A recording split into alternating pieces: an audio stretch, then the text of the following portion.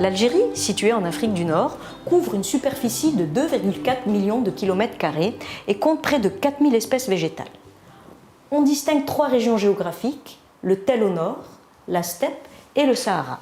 Commençons par le Tell. Il couvre 5% du territoire, s'étale sur 1600 km de côte et englobe vers l'intérieur de nombreuses plaines et les différents monts de l'Atlas tellien. C'est une région qui est sous l'influence d'un climat méditerranéen et présente la flore la plus diversifiée du pays avec 2500 espèces, dont 10% sont endémiques, c'est-à-dire localisées dans une région géographique bien délimitée. Par exemple, cette brassicacée, Erysimum keeri, et cette astéracée, Hippokeris saldensis, 2 endémiques du parc national du Gouraya dans la région de Béjaïa. C'est également une région qui est caractérisée par la plus grande diversité au niveau des formations végétales. On va par exemple observer des forêts de pins d'Alep tout le long du littoral, sur les monts de l'Atlas tellien, à partir d'une certaine altitude des forêts de cèdres, également des forêts de feuillus, le chêne vert, le chêne liège, le chêne zen, des matorrales et toute une mosaïque de terres cultivées, en friche et pâturées. Lorsqu'on passe le revers sud de l'Atlas tellien, c'est la steppe. Elle couvre environ 15% du territoire et comporte les hauts plateaux dont l'altitude varie entre 600 et 1200 mètres. Elle est sous un climat aride, méditerranéen, et présente une flore moins riche que celle du Tell, avec 1100 espèces et très peu d'endémiques. On peut citer comme exemple cette labiée, Sacocalix satureoides.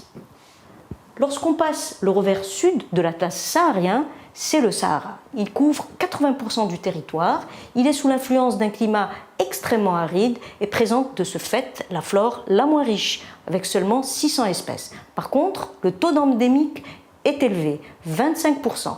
On peut citer les plus connus, le myrte de Nivelles et l'olivier de la Périne. Alors pour illustrer cette vidéo botanique pour l'Algérie, nous avons choisi de filmer 2 sites dans le Tell. Il s'agit d'un site côtier à Tipaza et d'un site montagneux dans le Durdura à Tigda. Et pour les régions steppiques et sahariennes, nous présenterons en images les principales formations végétales de ces régions.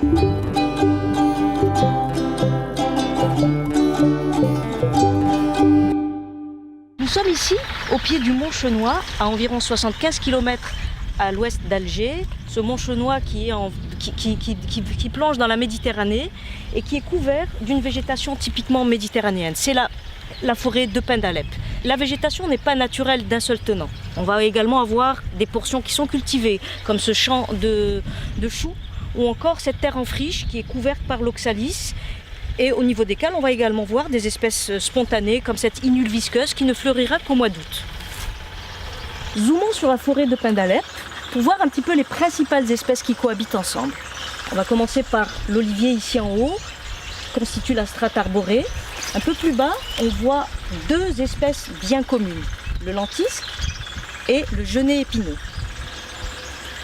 Le pin d'Alep, ce conifère bien représenté sur tout le bassin méditerranéen, forme de belles pinèdes le long du littoral, est-ouest.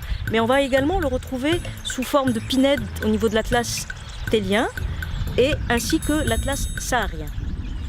Alors ici, j'aimerais vous montrer quelques arbustes du maquis méditerranéen parmi les plus représentatifs, comme ce genêt épineux de la famille des Fabacées, ou encore cette filaire de la famille des Oléacées, ce lentisque de la famille des Anacardiacées, et ce chêne kermès de la famille des Fagacées.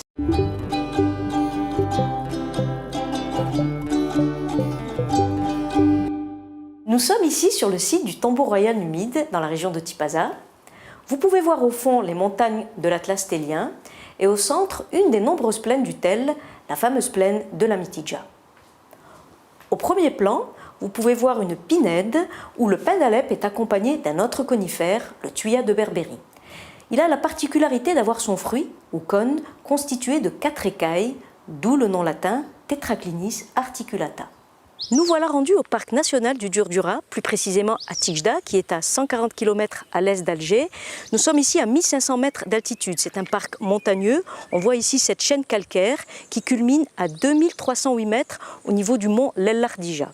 Ce parc est réputé pour sa grande diversité floristique, avec pas moins de 1000 espèces recensées, et dont 210 sont rares, voire très rares, et 32 espèces endémiques.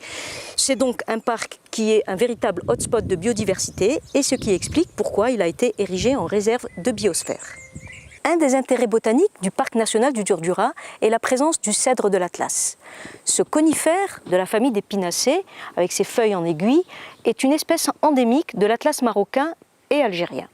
À partir de 1200 mètres, il va former de très belles cédrées, souvent pures comme on peut le voir ici, ou alors en mélange avec le chêne vert à des altitudes inférieures. Parmi les espèces arbustives qui accompagnent le cèdre, j'aimerais vous montrer le genévrier commun ou rampant, comme on peut voir ici, et qui est considéré comme une plante nurse pour le cèdre. Pourquoi? Parce que lors des jeunes stades de développement de ce cèdre de l'Atlas, il sera à l'intérieur de la touffe de genévrier et protégé ainsi du pâturage, relativement important dans ces cédrées.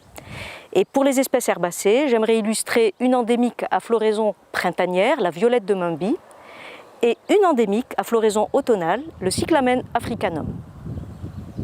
Alors plus on monte en altitude, à peu près vers 1800-1900 mètres, la cédrée va céder la place aux pelouses, les pelouses d'altitude. On le voit très bien sur ce mont majestueux du Lel-Lardija, avec ces pelouses qui sont dominées par des plantes qui pour la plupart sont en forme de coussinet, qui est une adaptation aux altitudes élevées, comme par exemple le buplœuvre épineux. Et au printemps, de nombreux annuels fleurissent, parmi lesquels je citerai deux astéracées très communes, l'inule des montagnes et la catananche à fleurs bleues, ou encore la scabieuse crénelée, qui est une dipsacacée, et enfin la saponaire, qui est une caryophyllacée commune avec les montagnes de Sicile. Alors là, nous avons grimpé, nous sommes à peu près à 2000 mètres d'altitude, dans un habitat rocailleux, comme on peut le voir ici, et j'aimerais vous montrer une espèce très rare pour la flore algérienne. En fait, c'est un deuxième genévrier, c'est le genévrier Sabine. Ce genévrier, qui est plutôt abondant en Europe, va donc être localisé au niveau de 3 stations dans le Djurdjura. Il est conservé, heureusement, parce qu'il est au niveau d'un habitat difficile d'accès, comme on peut le voir ici, et il a donc une écologie très particulière qui fait que l'espèce est protégée. C'est ici que s'achève notre balade botanique dans le parc national du Djurdjura, avec cette belle mosaïque de végétation, la pelouse en avant-plan avec les genêts qui sont en fleurs, et derrière la forêt de cèdre. Et derrière les derniers contreforts de cette chaîne thélienne se poursuivra notre balade botanique dans la région steppique.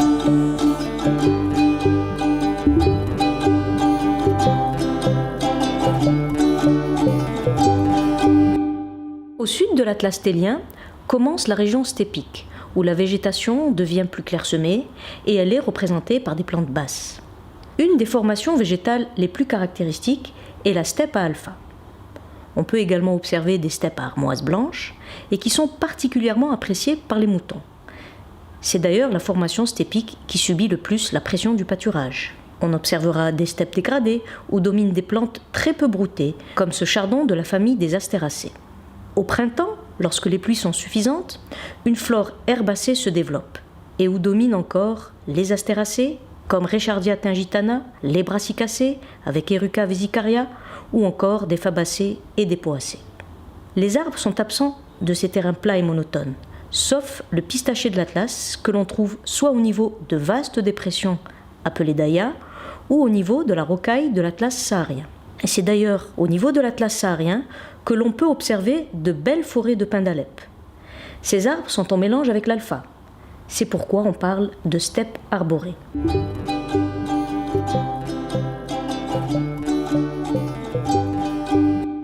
La région saharienne se caractérise par un climat hyperaride, où la pluviométrie annuelle ne dépasse pas 100 mm.